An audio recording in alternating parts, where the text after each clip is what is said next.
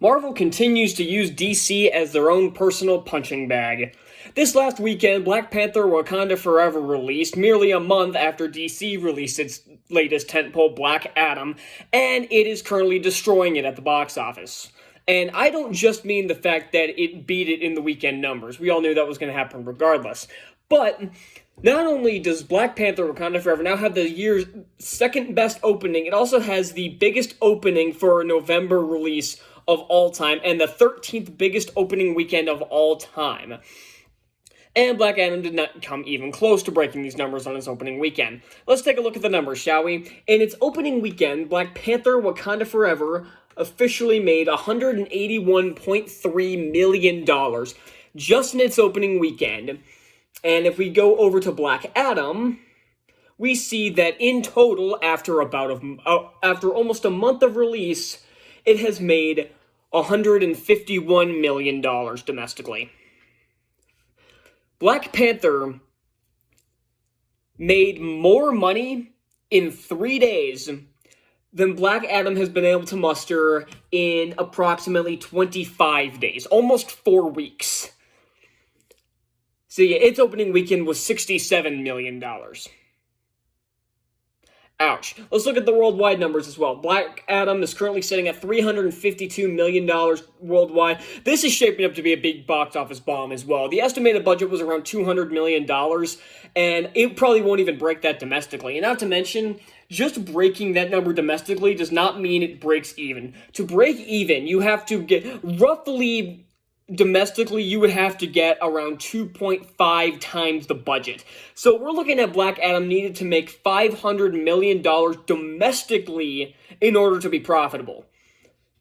It's not even managing that worldwide. You know why? Because no one gives a crap about this movie, and it's garbage. I haven't seen Black Panther yet, obviously, because I don't have a review up, because I've been super busy doing a bunch of other stuff. And that's why I'm doing this. I just needed a video to make quick. And there's a lot of other stuff I need to catch up on. Black Panther Wakanda Forever is currently sitting at $342 million worldwide. So that's, $9 million behind Black Adam? And currently it's $192 domestically, including the Monday numbers. And speaking of the Monday numbers, just today, or yesterday, $11.1 million for Black Panther and Black Adam's of $450,000. Yeah, Marvel is just continuing to embarrass DC. It's comical. It really is. And let's look at the top 20 of the top movies of 2022 to see what we're looking at here. So currently, Black Adam is sitting at number 11.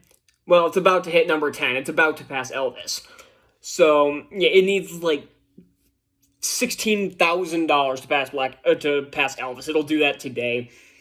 And I'd also like to point out that Spider-Man No Way Home, which released in December, made more money in 2022 than Black Adam. That one's number 7.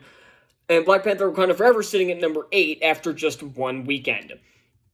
And also, as regards to Marvel and DC League of Super Pets is all the way down at 20, with a $93 million haul. That's actually, to be fair, that's not that bad for a movie like that.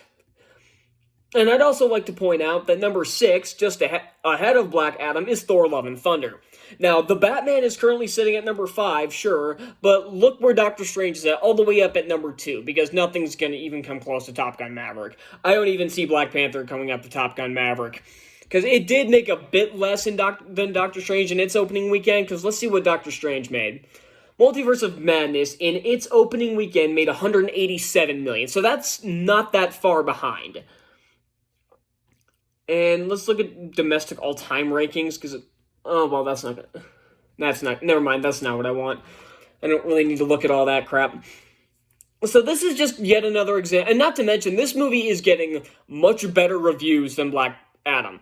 Not just in terms of critics, but the audience score is even higher as well. Because the critic score for Black Adam was in the toilet, around 40%, I think. It's been changing from 40 to 39, and if you want some perspective on that, that's where Justice League is at as well. I think Justice League's at 39%, the much better version, not the shitty version that people convinced themselves that they liked.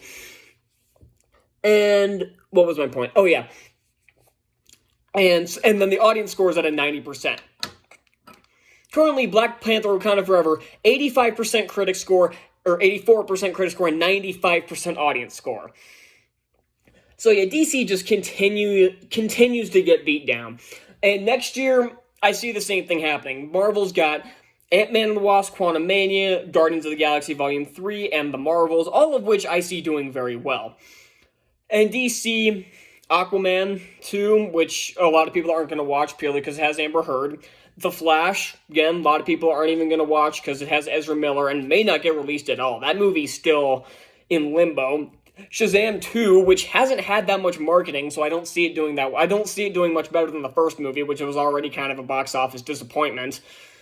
Let me see, what else? I don't have the paper with me. Crap. Let me do this. Oh, wait, here it is. I'm an idiot. Okay, that's all the MCU, or DC's also got Blue Beetle, which is going straight to HBO Max, and I don't think very many people have any interest in. And then you have Sony Marvel, which has Spider-Man Across the Spider-Verse, which I see doing very well. At least much better than the first movie. The first movie didn't make that much money. I'm assuming because it was a big risk that just happened to pay off. I don't think a lot of people assumed that movie was going to be good. They assumed it was going to be bad, so they skipped it in theaters. But I see this one doing much better. I see Grave of the Hunter pulling in a decent profit as well. It's got some good star power, and I actually think the movie's going to be pretty good. There's been no marketing for it because I don't think the movie's finished. It's definitely not finished yet. But I see it doing pretty well. So, once again, next year's just going to be another year of Marvel beating on DC, and this is just funny to me. And again, it's not because I inherently want to hate DC.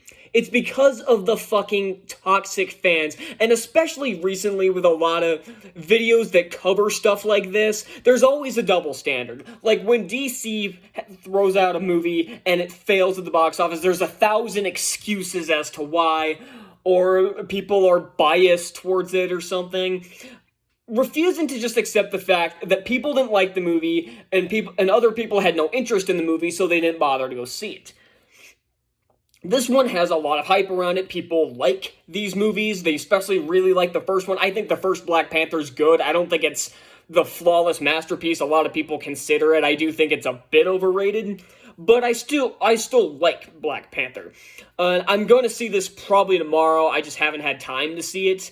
And I've got other videos I need to make, like I have a review Tales of the Jedi, Enola Holmes 2, there's a few other movies that just came out. There are movies from back in September that I still want to talk about, so I'm really behind, because I had that one, really long hiatus, because I was too busy to make videos. So yeah, I just needed to make a video quick, and yeah, let me know in the comments what you guys think about this, and I can't wait to see Wakanda Forever, and Black Adam can suck it.